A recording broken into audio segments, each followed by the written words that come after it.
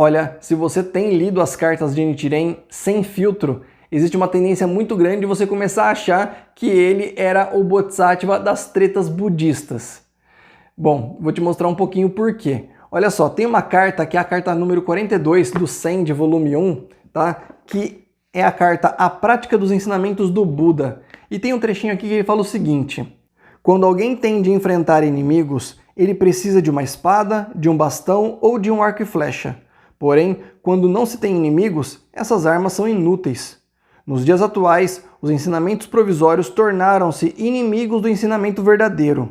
Quando a época se revela apropriada para propagar o ensinamento do veículo único, os ensinamentos provisórios tornam-se inimigos.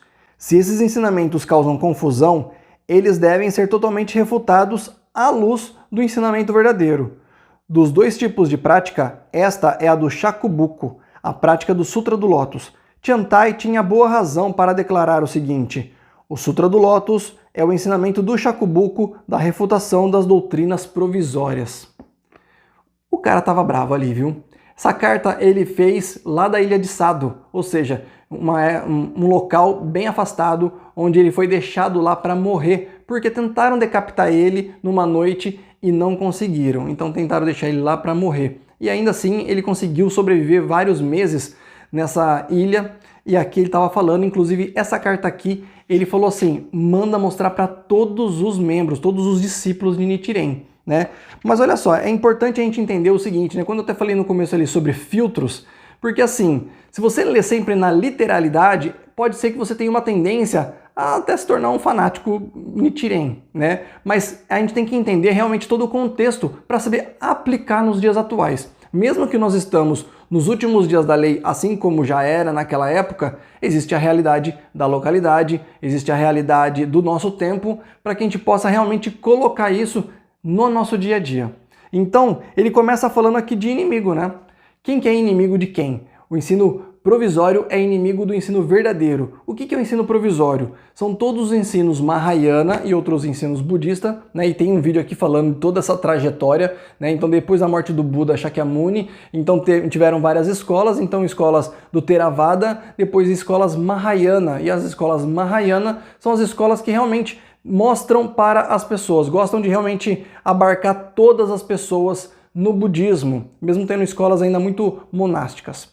Porém, ainda, mesmo que algumas delas ainda assim falassem do Sutra do Lótus, foi chamado de Mahayana provisório, porque o próprio Shakyamuni já tinha falado que existiria os últimos dias da lei, existiria, né, o Bodhisattva práticas superiores, que inclusive, né, foi evidenciado ali pelo Nichiren quando ele entendeu tudo aquilo e falou: no Sutra do Lótus tem que condensar, tem que trazer para uma realidade, e é a recitação do Nam-myoho Renge-kyo.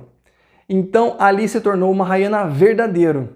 E o que ele quis dizer com isso? Ele até fala um pouquinho antes desse trecho que eu falei, ele termina um outro parágrafo falando o seguinte: a lei pura ficou obscurecida e perdida, e os ensinamentos provisórios e o ensinamento verdadeiro entraram numa confusão irremediável. Quer dizer, quando ele fala de inimigo, significa que quando você tem muita opção, muita coisa, muita prática de outras escolas inclusive, você deixa de dar foco para o principal, que no caso é o Sutra do Lótus, que no caso agora é também, né, ainda mais condensado ali, a prática do Nam-myoho Renge-kyo. Então quanto mais você dá atenção para muitos tipos de prática e muitas outras escolas, você deixa de dar atenção para cá. E aí você, né, uma coisa fica inimiga da outra. É a mesma coisa que você ter um celular e ele ser o inimigo da sua atenção, na verdade. Porque ele deixa você perder tempo com uma coisa quando você deveria estar fazendo outra coisa. Faz sentido para você? Então, esse é outro ponto, é você entender o que é inimigo do que, né? O ensinamento provisório, né, os ensinamentos provisórios das outras escolas, que às vezes nem fala do Sutra do Lótus, inclusive. Se a pessoa ela se dedica muito ali, não que não mereça conhecimento, eu mesmo aprendo muita coisa conhecendo tudo que as outras escolas elas ensinam, mas na prática diária, o que a gente busca? Busca no Nam-myoho Renge-kyo, né? Que ele já é um tipo de meditação, ele já é tipo de um mantra, você tem ali o seu momento, você tem a atenção plena ali e você tem a evidenciação do seu espelho ali para você transformar o seu karma. Então tem muita coisa numa coisa só, por isso que ele é verdadeiro, né? É por isso que o Nichiren estava falando isso. E depois ele começa a falar justamente do que?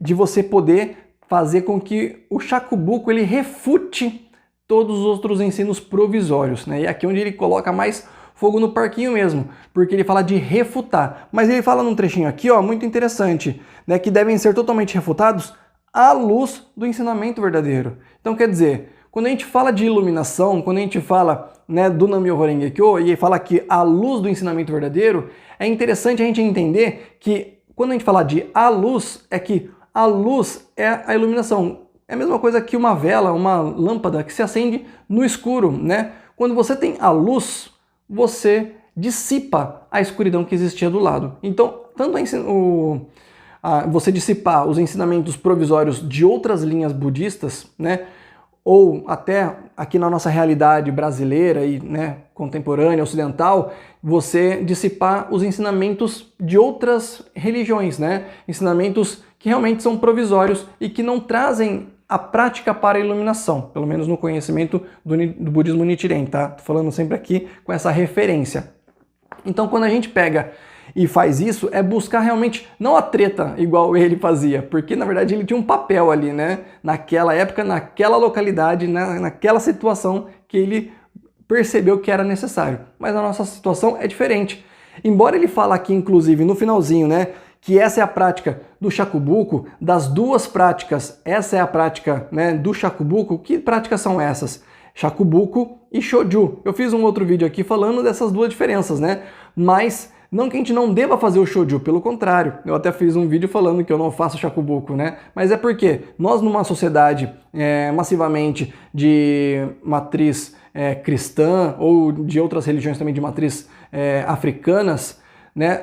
Nós precisamos fazer o Shoju, nós precisamos falar, muita gente nem sabe o que é budismo, então apresentar o budismo ele é interessante, mas naquela realidade que inclusive só existia budismo e era outras linhas, o Chacabuco, que é a refutação, que é a correção, que é mostrar o caminho correto de acordo com a fonte que era o Shakyamuni, aí era bem mais necessário. Da mesma forma que em algum momento aqui, se a pessoa, ela, mesmo que ela é de outra religião, ela já conhece o budismo e aí existe um certo conflito, existe um certo diálogo, você nessa hora vai mostrar realmente a rigorosidade do budismo Nichiren e também vai refutar. Refutar é o que? É mostrar, né, o estudo, mostrar realmente argumentos para provar o quanto isso realmente vai promover o caminho da iluminação. Faz sentido para você?